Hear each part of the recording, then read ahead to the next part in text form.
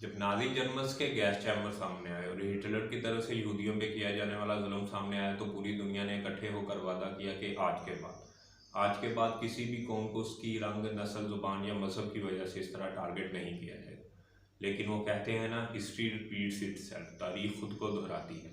आज 7 दहाइयों के बाद दुनिया की एक उभरती हुई सुपर पावर यही कुछ कर रही है और इस दफ़ा टारगेट किया जा रहा है मुसलमानों को।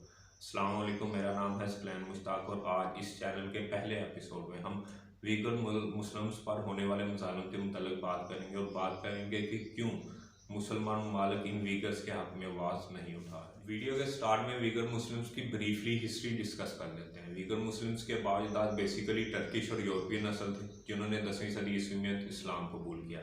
तब से उन पे मज़ालिम के पहाड़ डाए जा रहे हैं। 1933 में आखिरकार वो अपना एक अलहदा मुल्क ईस्ट टर्किस्तान के नाम से बनाने में कामयाब हुए, लेकिन बैरूनी साजिशों की वजह से वो मुल्क ज़्यादा देर कायम न रहा।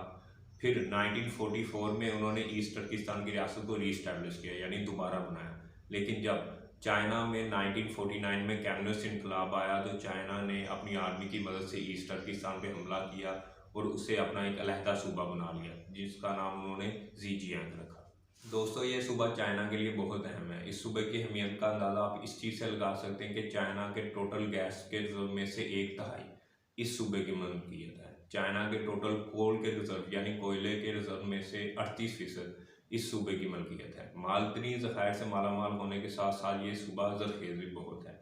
चाइना की टोटल कपास की पैदावार का 60% इस सूबे से आता है। एक चीज़ जो कि इस सूबे की अहमियत में और ज़्यादा इजाफा करती है वो है इस सूबे की जियोग्राफिकल लोकेशन। दोस्तों, ये सूबा दुनिया की प्राइम तरीन लोकेशन पर वाक़या है। ज़ीजियांग का बॉर्डर 8 ममालिक के साथ लगता है, जिनमें पाकिस्तान भी शामिल है। चाइना का one belt one road project, जिसके थ्रू चाइना अपने आप को पूरी दुनिया से कनेक्ट कर रहा है, उसमें सी पैक रीढ़ की हड्डी की हैसियत रखता है। लेकिन अगर ज़ीजियांग के मुसलमान अपना अलहदा मुल्क बनाने में कामयाब हो जाए तो चाइना का कोई भी बॉर्डर पाकिस्तान के साथ कनेक्ट नहीं रहेगा और पाकिस्तान के साथ बॉर्डर ना कनेक्ट होने का मतलब ये है कि सी पैक पे सवालिया निशान रहेगा। और अगर सी पैक कायम ना रहा तो चाइना का one belt one road project, जिसके थ्रू चाइना दुनिया में अपने आप को सुपर पावर बनाएगा, वो भी ख़त्म हो जाए। जी, तो अब बात करेंगे मुसलमानों पे होने वाले मसाइल की। लास्ट ईयर जब हिंदुस्तान ने आर्टिकल 370 को कश्मीर में से ख़त्म किया था तो कश्मीरियों के साथ साथ पाकिस्तान ने भी पूरी दुनिया में एहतजाज किया था। आर्टिकल 370 इस चीज़ को इंश्योर करता था कि कोई भी नॉन कश्मीर जो कि कश्मीर का रेजिडेंट नहीं है वो कश्मीर में ना तो कोई लैंड परचेज कर सकता है ना ही कोई प्रॉपर्टी परचेज कर सकता है। मोदी गवर्नमेंट का आर्टिकल 370 को ख़त्म करने का अवलीन मकसद यही था कि ज़्यादा से ज़्यादा हिंदुओं को लाकर कश्मीर में बात किया जाए और मुसलमानों की अक्सरियत को कश्मीर में से ख़त्म किया जा सके। लेकिन ये सब कुछ इंडिया ने सीखा किससे? चाइना से, क्योंकि चाइना पिछले कई साल से ज़ीजियांग में यही कुछ कर रहा है। इसका अंदाज़ा आप इस चीज़ से लगा सकते हैं कि जब चाइना ने ज़ीजियांग के ऊपर कब्ज़ा किया था तब मुसलमानों की आबादी 76% थी और नॉन मुस्लिम हन चाइनीज़ की आबादी 6% थी। लेकिन आज के दिन हन चाइनीज़ की आबादी बढ़कर 40% हो चुकी है और मुसलमानों की आबादी कम होकर 42% रह चुकी है। जब ज़ीजियांग के ऊपर चाइना ने कब्ज़ा किया था तब मुसलमानों और नॉन मुस्लिम्स की आबादी के दरमियान डिफरेंस 70% था, लेकिन आज के दिन डिफरेंस कम होकर 2% तक रह चुका है। मुसलमानों की आबादी में इतनी स्पीड से कमी और हन चाइनीज़ की आबादी में इतनी स्पीड से इजाफा किस तरह हुआ, इसके मतलब कुछ फैक्टर्स हैं जो कि आपको भी बताए जाते हैं। दोस्तों, किसी भी मुल्क की आबादी में इजाफा उस वक्त होता है जब मुल्क में पैदा होने वाले इंसानों की तादाद मुल्क में मरने वाले इंसानों की तादाद से बढ़ जाए, यानी मुल्क का बर्थ रेट उसके डेथ रेट से बढ़ जाए। ज़ीजियांग में मुसलमानों की आबादी में कमी की सबसे बड़ी वजह यह है कि मुसलमानों के बर्थ रेट में कमी हुई है। चाइनीज़ गवर्नमेंट पहले तो इस चीज़ को डिनाई करती थी कि मुसलमानों के बर्थ रेट में कमी हुई है, लेकिन अब चाइनीज़ गवर्नमेंट ने खुद स्टैट्स पेश किए हैं जिसके मुताबिक मुसलमान अक्सरियती इलाके यानी काशकर और भूटान में 2015 से 2018 के दरमियान में बर्थ रेट में 60% तक कमी हुई है और 2019 में इस कमी में 24% और इजाफा हुआ है। मुसलमानों की आबादी में कमी की सबसे बड़ी वजह मुसलमान औरतों की फोर्स फॉर स्टीलाइजेशन यानी ज़बरदस्ती नस्बंदी है। वो औरतें जो नस्बंदी नहीं करवाती उनको मुख्तलिफ तरह के जुर्मानों का सामना करना पड़ता है। कुछ औरतों को तो नस्बंदी ना करवाने की वजह से जेल भी काटना पड़ी है। दूसरी तरफ हन चाइनीज़ जो कि नॉन मुस्लिम चाइनीज़ हैं, उनको इस चीज़ पे उभारा जा रहा है कि वो अपनी आबादी में इजाफा करें।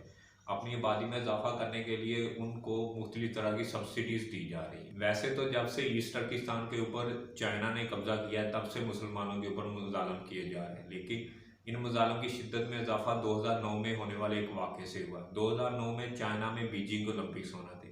इन ओलंपिक्स के तकरीबन 2 हफ्ते पहले चाइना में टेररिस्ट अटैक हुए, जिनमें 200 के करीब आम सिविलियन मरे। इन टेररिस्ट अटैक की जिम्मेदारी एक ईस्ट टर्किस्तान इस्लामिक पार्टी के नाम से एक पार्टी है, उन्होंने कबूल की, जो कि एक सेपरेटिस्ट पार्टी है जिसका मकसद ईस्ट टर्किस्तान की रियासत को दोबारा डेवलप करना है। चाइना ने पूरे ज़ीजियांग में कैंप्स बनाए।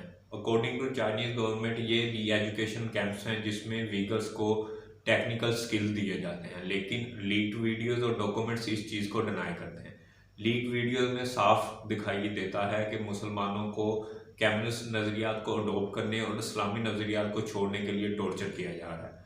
जो लोग इन एजुकेशनल कैंप से रिलीज़ होकर आए हैं, उनके इंटरव्यूज़ तो दिल दहला देते हैं। जी, तो आप बात करेंगे मुसलमान ममालिक की कि क्यों मुसलमान ममालिक वीगर्स के हक़ में आवाज़ नहीं उठा रहे। सबसे पहले बात करेंगे मुसलमानों को हर फोरम पे लीड करने वाले मुल्क तुर्की की, और तुर्की के सदर रजब तैयब उर्दगान की। रजब तैयब उर्दगान ने 2010 में चाइना का दौरा किया। उस वक़्त वो तुर्की के प्राइम मिनिस्टर थे। इस दौरे में उन्होंने 2 टोक अल्फाज में चाइना को मुतनब्बे किया कि चाइना मुसलमानों पे होने वाले मुज़ालम को बंद करे। दोस्तों, तुर्की दुनिया का वो वाहिद मुल्क है जिसमें वीगर रिफ्यूजीज़ को पनाह दी गई है। तकरीबन 50,000 के करीब वीगर रिफ्यूजीज़ इस वक्त तुर्की में आबाद हैं।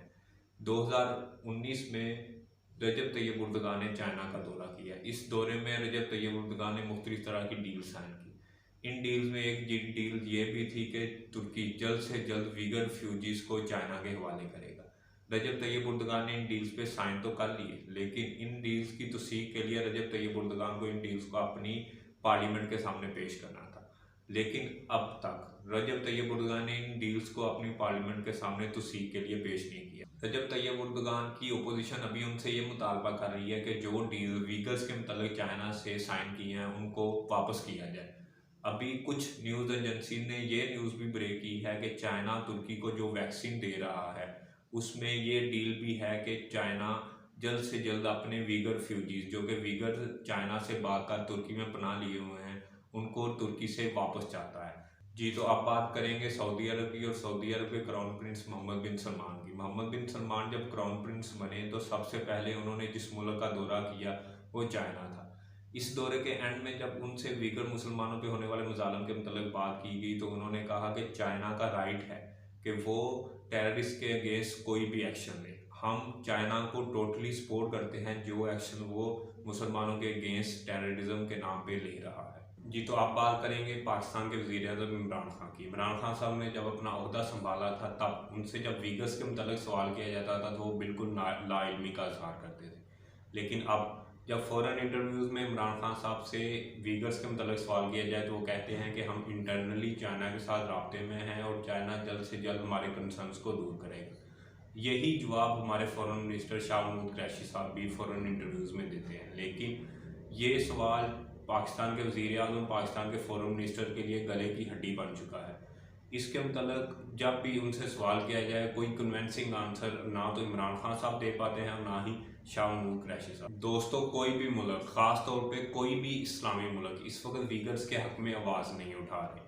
तहरीक तालिबान के तर्जमान ने यहाँ तक कह दिया कि हम लोग चाइना को वीगर्स के अगेंस्ट जो भी एक्शन चाइना ले रहा है उसके मतलब सपोर्ट करते हैं और चाइना से हम लोग रिक्वेस्ट करेंगे कि वो ज़्यादा से ज़्यादा इन्वेस्टमेंट अफ़गानिस्तान में करें। दोस्तों, इस इशू में आप क्या राय रखते हैं? कमेंट सेक्शन में ज़रूर बताइए। चैनल को सब्सक्राइब कीजिए, वीडियो को लाइक कीजिए। मिलते हैं अगली वीडियो में। अल्लाह हाफ़िज़।